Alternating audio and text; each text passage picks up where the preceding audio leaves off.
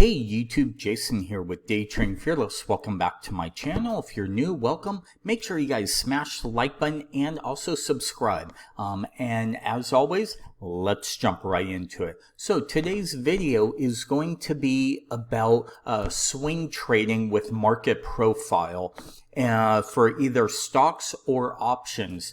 And I'm going to quickly walk you through what's on the chart. So currently we have, just if we go into edit studies, right, we have our TPO, time price opportunity profile, right? Just think of it as a market profile where instead of just based on volume, it's actually based on time and also price, right? And so a volume profile would just be price only. Okay, so that's what we have over here. The white line is the point of control where the most volume traded. Up above is value area high, value area low, and this is where 70% of all the volume for this daily chart is, okay? And currently I have a daily chart, 2 years, right? So it goes back 2 years worth of time. We're looking at Facebook. We have the 200 period, just a moving average right here, okay? Exponential, and then we have just a basic default RSI, and then down below is the Tasty Trade IV rank. These are for options to let you know if options are cheap or expensive. So I'll kind of go through that too in case you want to trade options versus stock for a swing trade, okay? And kind of the best way to read this and the best way to read the market profile and tie everything together. I'll also leave a link below in the description of this chart that you can actually download, okay? And so you'll be able to download this entire chart with the IV rank, the market profile, and everything. So first things first. How do you swing trade, or how do I swing trade, right? Okay, there are 1,000 different ways you could swing trade and look at the chart. The way I like to do it is first I like to look at the market profile. Where are we relative to the point of control, where the fairest price to do business is, right? Or where the most volume is. Second, I want to see where we are. Are we above or below the 200-day moving average? Also, where is the 200-day moving average relative to the market profile? Because if as you could see, we're starting to kind of go higher right here on the moving average. We're coming right into this potential high volume node right here, right? Which is also a gap fill, right? So I'm looking for multiple confluence levels, right? So if I go, okay, we have a gap fill here. Okay, we have the 200 coming up if it takes another few days or whatever, a week or two to kind of pull back. Do this gap fill and also the 200 all line up? Okay, hey, maybe I'll take this for a bounce type of trade, and for the bounce I would maybe start to probably look for a bounce back up here and then a pullback for them to maybe fill this in, or do we bounce and kind of go all the way back up and start to clean up the market profile here? If you look, it's almost like things are too perfect in the market, right? Look at this market profile. I mean, here you have a couple little anomalies, low volume node, high volume node right here, low volume node here a little bit. It's kind of choppy. It's not real clean. But when you come down here, look at how clean a lot of this is, right? It's almost a perfect bell-shaped curve. Yeah, you have a little bit of anomalies, but these little like low volume node right here, it's really hard to see, but it's the black area.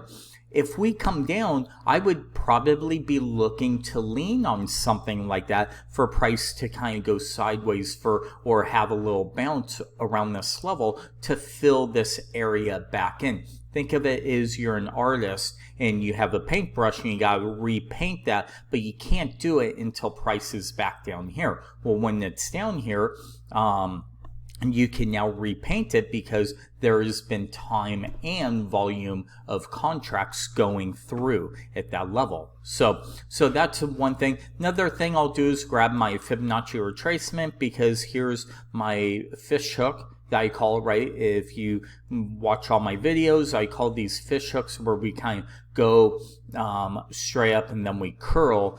And what I'll do is I'll draw a fib from this low to this high, and I'll just look to see if things start to match up at these levels, right? We're just stuck in between the 38 and the 50 from this level, okay, if that makes sense.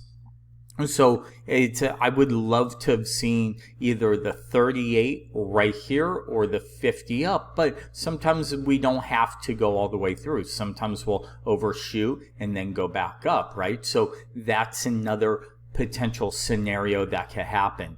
Then I might take a trade, Fibonacci extension, go from this little low, because we kind of bounced and then we made new lows, but it's a significant wick. Draw that and see if there's more multiple, and look at the 61.8. Okay, it kind of matches up with the high volume node, the gap, all these things, and within a couple days or so, this should probably, a week or two, this should move up higher. So we'll erase all these. So we kind of know, hey, this somewhere around this level will be a good, nice trade. Now, the other thing that you'll want to do is start to draw your trend lines, right? Maybe draw a trend line and just connect all the dots. And if you look right here, these lows, right? Low, bounce, failure, we're on the other side. So if I was to buy somewhere down here for a swing trade, okay, I would probably target something down in this level, again, my gap, all these things, and then I'd look for price to come down and then bounce all the way back up, potential to the back of the channel, because normally we'll retest the channels. What was support will become resistance, right? So I'll look for something like that for my swing trade idea or opportunity. But I'll also look at the chart. Hey, where's a major support, right? What was resistance on the way up? Touch, pull back, touch, pull back, touch, take off, break out, pull back, retest in here, right? So, and then we kind of had a fake out, come back up, make new highs. Well, now if we come back down, I would probably look at this level, which also matches up with everything else, for a potential long, for a nice bounce, for a potential swing trade. I'll also look at, hopefully when we get to these levels, the RSI might be oversold, something like this on the pullback, right? Pullback, oversold. Maybe I'll look for a double bottom with divergence, multiple little things that I'll start to look for that I incorporate with my everyday trading. Now, if you want to trade options, okay, this IV rank is really good, because what this is pretty much telling you, the IV rank is, are options expensive or cheap relative to itself? Well, right now we're at the 35 percentile rank, right? So essentially options, anything below 50, you want to be a buyer of options. Anything above 50, you want to be a seller of options, if that makes sense, right? So if you look at this big pullback, we were all the way up here at almost 100%, or at 100% of the IV rank. Well, you definitely don't want to be buying puts when you have 100% IV rank. You actually want to be selling the puts, right? Because normally when this is up near the 100% or very high, this IV ranks very high, usually we're getting oversold. Options are very expensive and you want to collect that premium. So what I'd be looking for is on this pullback, if we pulled back here for a swing trade, I would definitely be looking for a long, and if I didn't want to trade the stock, if I want to trade the options, I would want to see this little IV rank, okay, maybe spike up here, maybe be up around the 65 or 70% level.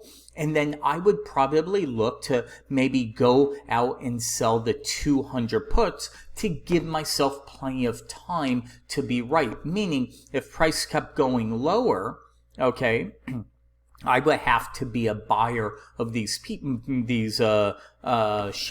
of Facebook, which I'm okay with at 200, but I want to give myself time to be correct on that. Also, you want to look at certain levels right here. So maybe if we came down, the IV rank was up at like 65%, I might be able to go a month out and sell the 200 puts for, we'll say $5, right? $500, meaning my break even would be 195, which I'm okay with because we see the high volume node at 189, and chances are we're not going to come all the way down here in a straight line, because all I'm looking for is price to come. Okay, I sell those puts for $5. We get the bounce around the support level, and then maybe the implied volatility goes back down. Those option premiums get crushed. Remember, I'm selling something way out of the money, so premium will get crushed on any bounce back up with a implied volatility going back down, right? And that would push the IV rank back down below 50. Let's say we got a $5 or $10 bounce, okay, on those 200 puts. Dude, off a $5 or $10 bounce in a couple of days of holding this, or a week or something while that bounce happens, these puts might go from, I sold for $5, I might be able to buy them back for maybe $2, right? Not a bad risk reward on my side, because a lot of things are lining up at these levels. So that's how I like to swing trade. I like to take a combination of all these different things, throw them together, and then trying to make a thesis out of it. So, and then I'll either do stocks or options, okay? And like I said, I'll leave a link down below in the description of this chart with everything, so you could see the IV rank and all that too. And this is probably one of the best tools as an option trader to tell, hey, are options cheap or expensive right now? Am I overpaying for an option? Should I be selling calls or puts, or should I be selling should I be selling or be buying calls or puts? And that's what the IV ranks for. Remember, anything above 50, normally you want to be selling options. Anything below 50, you want to be buying them. So with that being said, I hope that helps. And thank you as always for watching. And until next time, we'll talk to you soon.